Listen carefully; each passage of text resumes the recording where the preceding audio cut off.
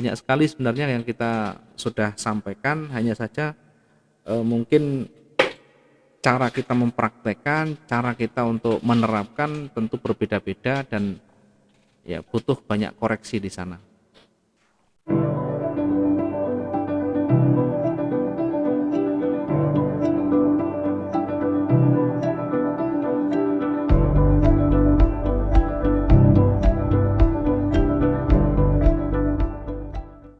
Ini saya berikan contoh, Ya, kalau misalkan kondisi seperti ini ya, bagaimana kita melihat? Yang pertama selalu kita lihat arah pergerakan.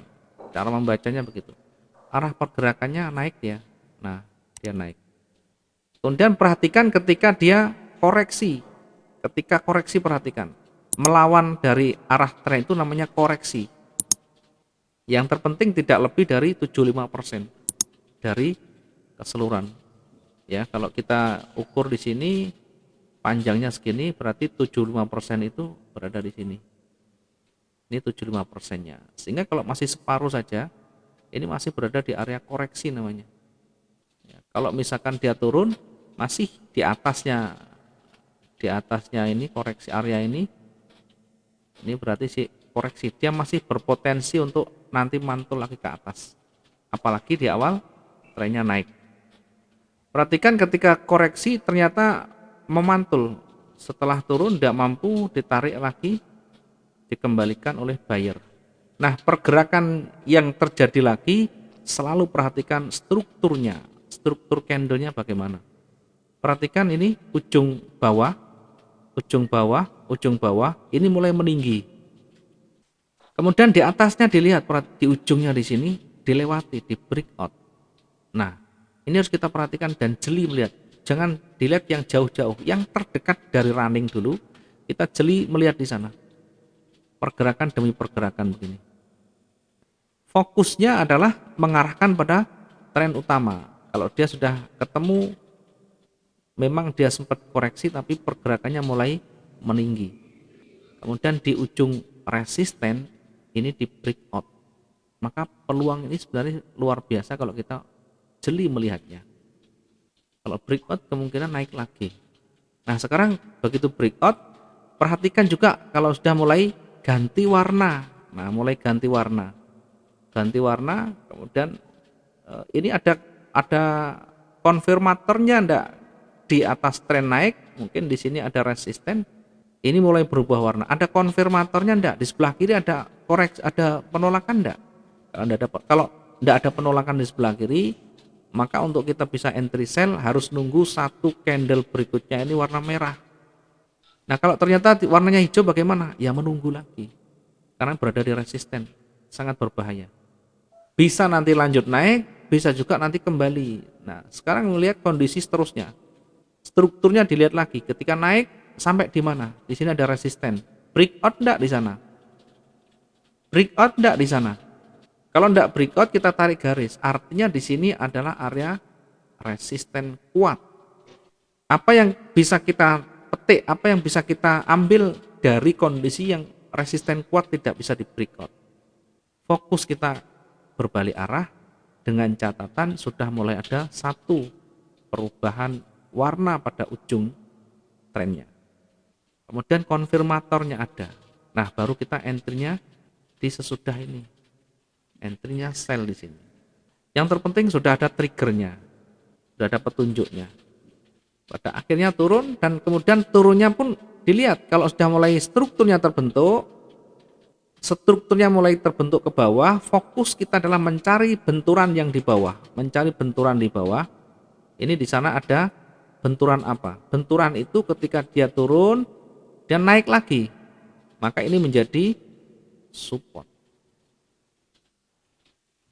Perhatikan di area support ini kira-kira bagaimana market itu? Apakah dia breakout atau memantul? Ketika di area support ternyata tidak kuat untuk breakout dan mulai berubah warna. Nah, perhatikan. Di sebelah kiri dilihat ada enggak di sini penolakan-penolakan? Tidak ada. Kita butuh satu candle konfirmator hijau. Baru di sini kita entry-nya buy. Sampai di mana naiknya kira-kira? Dilihat di atasnya. Begitu mulai naik, yang kita pikirkan adalah resisten lagi, resisten. Yang terdekat dulu. Target kita kalau misalkan pengen yang lebih, tentu yang mendekati resisten. Kalau kita main yang cepat ya silakan 100 pip, 200 pip boleh. Tapi kalau kita mencoba untuk menahan diri untuk mendapatkan profit lebih, tentu ya belajar sekali dua kali untuk menunggu profit itu hingga di area atau mendekati area resisten terdekat. Kalau di area resisten terdekat tidak di breakout dan ada penolakan, maka hati-hati, apalagi sudah ada candle yang berubah warna.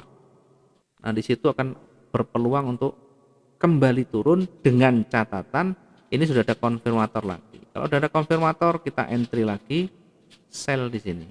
Sampai di mana kira-kira? Sampai di area support dulu, tidak usah muluk-muluk.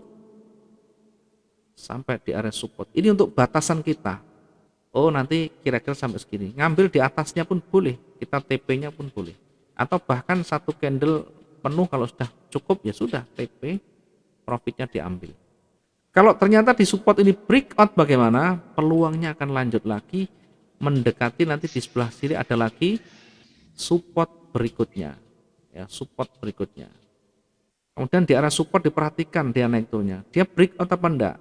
Kalau tidak di breakout, tidak breakout, bisa juga nanti kembali ke atas. Nah, ketika naik lagi, perhatikan perhatikan di sini, baru nanti naik di sini. Kalau misalkan naik lagi, jangan tiba-tiba ngambil yang di atas. Kita ngambil yang banyak penolakan yang terdekat dari running di sana. Nah, ketika sudah di sana tidak bisa breakout, tidak bisa lanjut naik, perhatikan ujung terakhir kalau sudah berubah warna, kemudian di sebelah kiri juga tidak ada penolakan, kita butuh satu candle merah, entry-nya di sini. Sampai di mana kira-kira turunnya? Sampai mendekati area support. Jadi kita ngambilnya misalkan TP-nya di sini. SL-nya di mana? SL kita taruh di resisten di atasnya di sini. Boleh di sini. Ya, seperti itu step-stepnya. Jadi jangan hanya fokus pada candle yang bergerak, tapi dilihat struktur yang terbentuk itu seperti apa. Kemudian adakah benturan-benturan yang ada di sebelah kirinya. Ya, mungkin seperti itu Pak. Mungkin kalau ada pertanyaan lagi, monggo disampaikan lagi ya.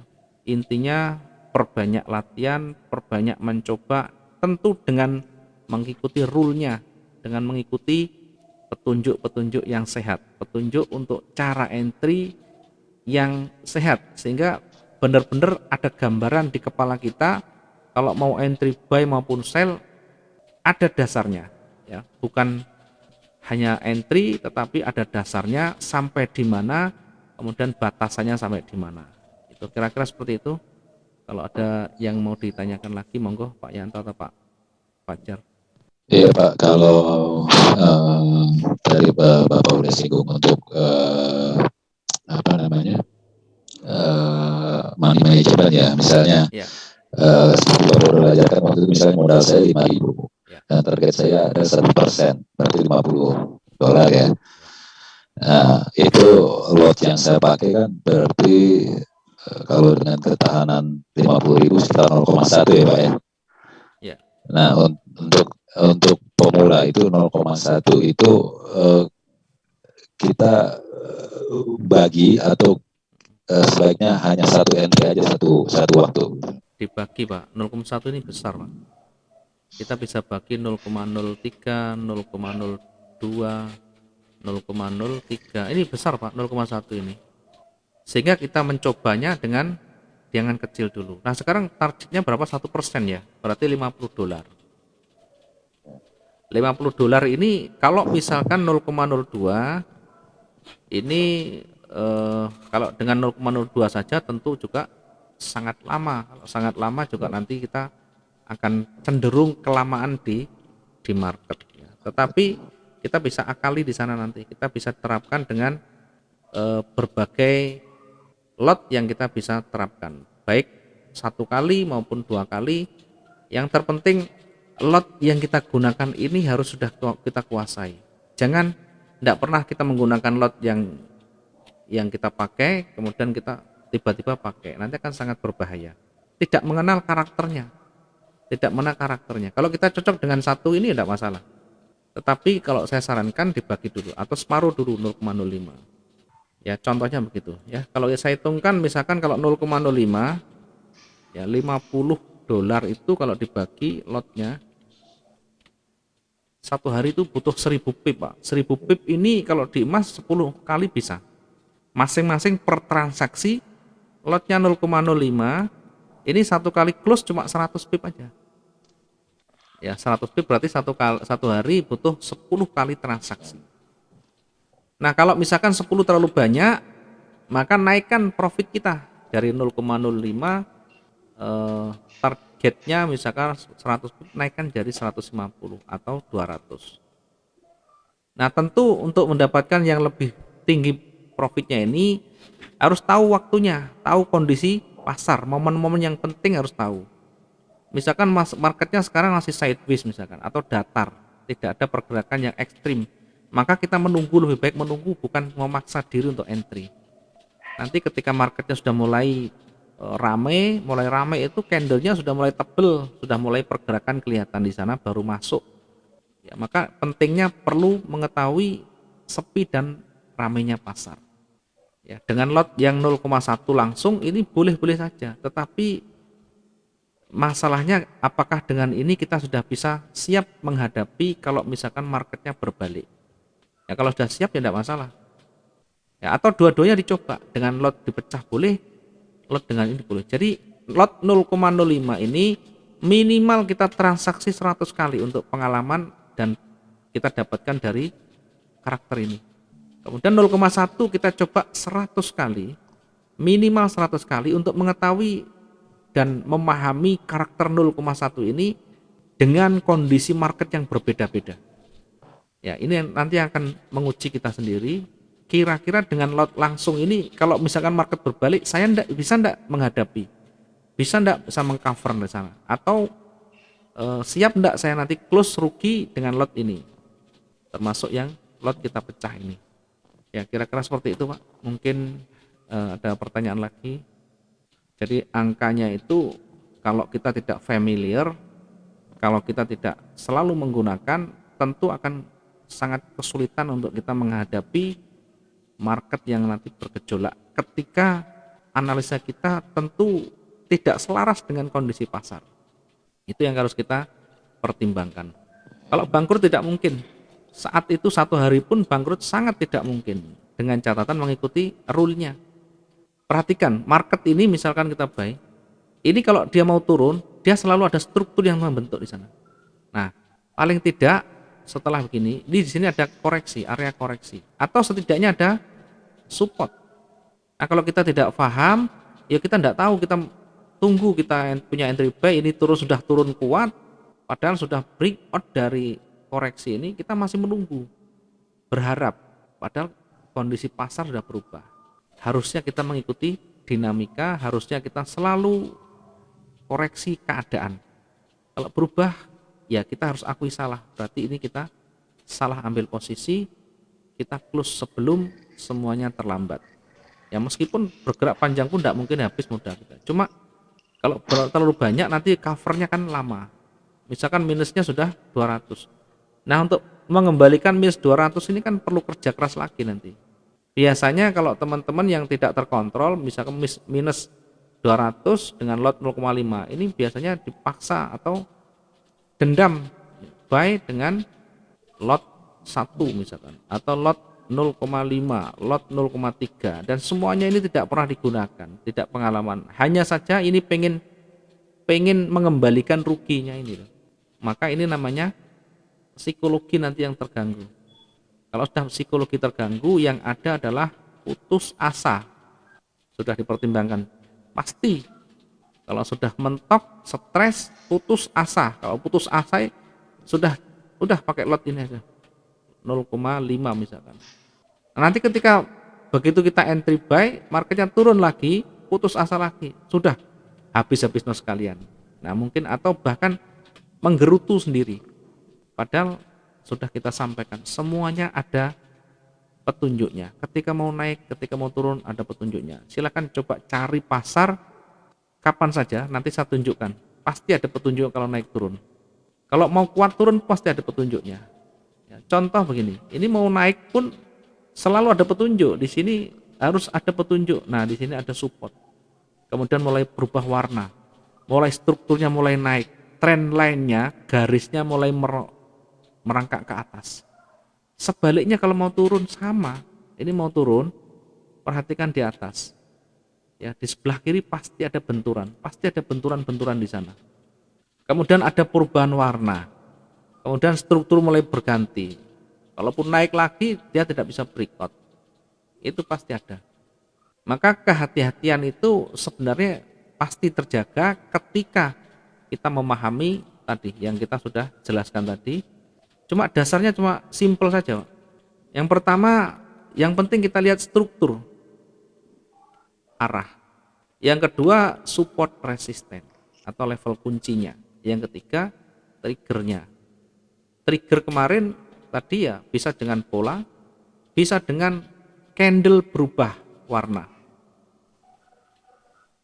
Berubah warna. Ini sudah kita perhatikan. Dari ketiga ini kalau kita jeli pasti ketemu. Oke, terima kasih. Ini sementara yang bisa kita jelaskan, Pak. Kalau ada pertanyaan lagi, monggo disampaikan saja. Biar nanti ada diskusi yang lebih lagi, biar nanti ada jawaban atas semua persoalan yang mungkin di dalam kepala kita berkecamuk banyak sekali. Setidaknya ada gambaran lagi di sana. Ya, yang ditanyakan seperti ini ada gambaran. Nanti bisa dipecahkan lagi, bisa diintrospeksi lagi, kembali ke jalan yang benar lagi. Ada lagi pertanyaan mungkin Pak Yanto atau Pak Fajar, kalau mau bertanya monggo. Yang penting bagi saya nggih. Kalau ini support and resistance ini kita kan kata Bapak ya ke kiri. Ya. Ke kiri sampai berapa lama Pak? 1 hari, 2 hari? Oh, berhari-hari bisa. Tergantung kondisi, Pak. Misalkan begini. Ada kalanya hari ini tidak ada, kemarin tidak ada, lusa tidak ada. Kalau yang terlalu tinggi tidak ada lah, Pak, kadang. Oke ya. Seperti ini misalkan. Nah, ini naik-naik terus ini. Ini berhari-hari, Pak. Kalau nanti jauh begini, caranya diturunkan dari time frame kecil dinaikkan jadi H1. Misalkan di sini tinggi. Nah, di H1 digeser. Kan sulit ketemu, Pak. Diperkecil sulit ketemu misalkan, diperkecil tidak ada. Maka kalau sudah diperkecil tidak ketemu, naikkan time frame-nya di H4, nanti pasti ketemu di sana. Diperkecil lagi, nah pasti ketemu. Ternyata di sini memang ada penolakan begini. Atau di atasnya lagi di sini ada penolakan. Banyak penolakan yang sering ada di sebelah kiri mengindikasikan itu benturan. Di situ benturan. Nah, ini termasuk ini penolakan di sini. Maka tidak bisa dengan ukuran 1 hari 2 hari. Bahkan kalau ini kita lihat ini berhari-hari, Pak. Karena marketnya sudah tinggi.